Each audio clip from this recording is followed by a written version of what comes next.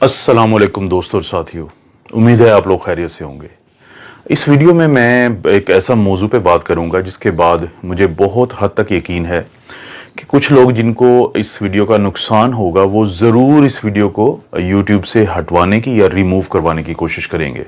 तो आप लोगों से मेरी दरख्वास्त है कि अगर आपको लगता है कि ये वीडियो आपको किसी तरह से मदद दे सकती है तो आपने इसको डाउनलोड करके सेव कर लेना है, ताकि अगर ये यूट्यूब से हटाई भी जाए तो आपके पास ये हो। इस वीडियो में मैं बताऊंगा कि ये क्या वजह है कि ये जो पीसीआर टेस्ट है लोगों का बार बार पॉजिटिव आता है, चाहे वो अलामात से निकल आए हों और चाहे उनको काफ़ी दिन हो चुके हों और महीने से ज़्यादा हो चुका हो, लेकिन उनका पीसीआर का टेस्ट बार बार पॉजिटिव आता है। और वो क्या एक ऐसी बात छुपाते हैं लैब वाले जिसके पता चलने से आपके अंदर का डर और खौफ ख़त्म हो सकता है। और इस बात को समझाने के लिए मैं सबसे पहले आपको व्हाइट बोर्ड पे कुछ चीज़ समझाता हूँ। जी दोस्तों, जिस बारे में मैं बात करना चाहता हूँ उसको समझने के लिए सबसे पहले ये स्ट्रक्चर को देखें।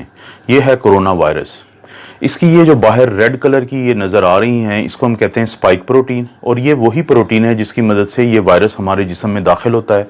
और ये है लिपिड की बाइलेयर, ये है इसकी होल जिसको आप कह सकते हैं, शेल कह सकते हैं। इसके अंदर है ये आरएनए, और ये वो आरएनए है कि जब ये इसकी मदद से हमारे सेल्स के साथ अटैच होता है और ये आरएनए हमारे जिस्म में चला जाता है, तो ये है वो आरएनए जो कि सबसे ज़्यादा तबाही करता है, जो हमारे जिस्म में जो भी प्रॉब्लम्स बनते हैं, और ख़ास तौर पे वो लोग जिनकी उम्र ज़्यादा है, जो इम्यूनो कॉम्प्रोमाइज्ड हैं, जिनको बाकी प्रॉब्लम्स है, उनके लिए ये है वो आरएनए जिसके अंदर सारी जो प्रॉब्लम्स होती हैं उनकी डिटेल्स इसके अंदर पहले ही मौजूद हैं। अब जैसे ही ये वायरस हमारे जिस्म में दाखिल होता है और हमला आवर होता है, तो हमारे जिस्म का इम्यून सिस्टम, जिसकी हम बहुत ज़्यादा बातें करते हैं, वो एक्टिवेट हो जाता है। ये हमारा दिफाई निज़ाम है, और ये इम्यून सिस्टम इस वायरस के मुकाबले में एक आर्मी तैयार करता है जिसको हम कहते हैं एंटीबॉडीज़। शुरू में वो पहले 10 दिन में एंटीबॉडी बनाता है जिसको हम कहते हैं आईजीएम, और 10 से 12 दिन के बाद वो बनाता है इम्यूनोग्लोबुलिन जी इस वायरस के खिलाफ। अब जैसे ही हमारा इम्यून सिस्टम, दिफाई निज़ाम एंटीबॉडीज़ बनाता है, इम्यूनोग्लोबुलिन एम और इम्यूनोग्लोबुलिन जी, वो हमला आवर होती हैं इस वायरस के ऊपर।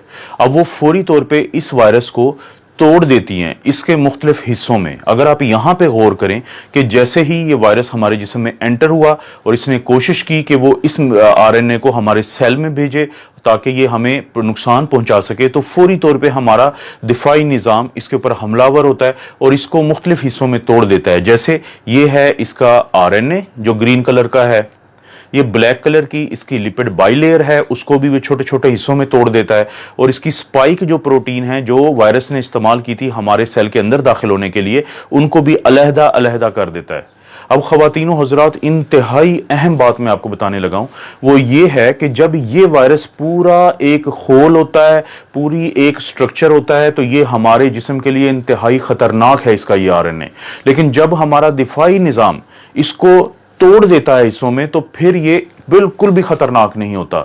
इसका यही आरएनए जिसको हमारे दिफाई निज़ाम ने, हमारे इम्यून सिस्टम ने एंटीबॉडीज़ की मदद से मुख्तलिफ हिस्सों में तोड़ दिया है, तो अब ये हमें कोई नुकसान नहीं पहुंचा सकता आरएनए, चाहे ये हमारी जिस्म के अंदर ही हो। आप इसकी मिसाल लें एक बंदूक की शक्ल की। एक फर्ज करें कि एक बंदूक हो, वो किसी को भी फायर करके मार सकती है, लेकिन अगर आप उस बंदूक के मुख्तलिफ हिस्से आपस में अलहदा अलहदा कर दें तो बंदूक के वो हिस्से आपको किसी को कोई नुकसान नहीं पहुंचा सकते। तो यही मिसाल है इस वायरस की, जिसको हमारा दिफाई निज़ाम जब तोड़ देता है तो इसके ये मुख्तलिफ हिस्से मौजूद होने के बावजूद हमें कोई नुकसान नहीं पहुंचा सकते।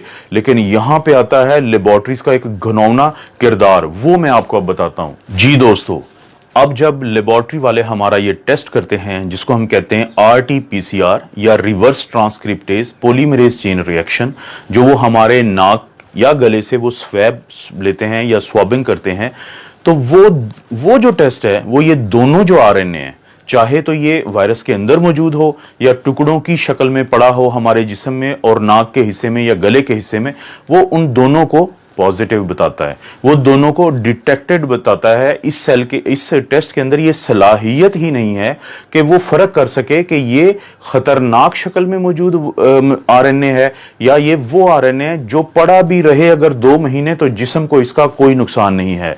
वो दोनों की रिपोर्ट देता है पॉजिटिव, वो दोनों की रिपोर्ट देता है डिटेक्टेड।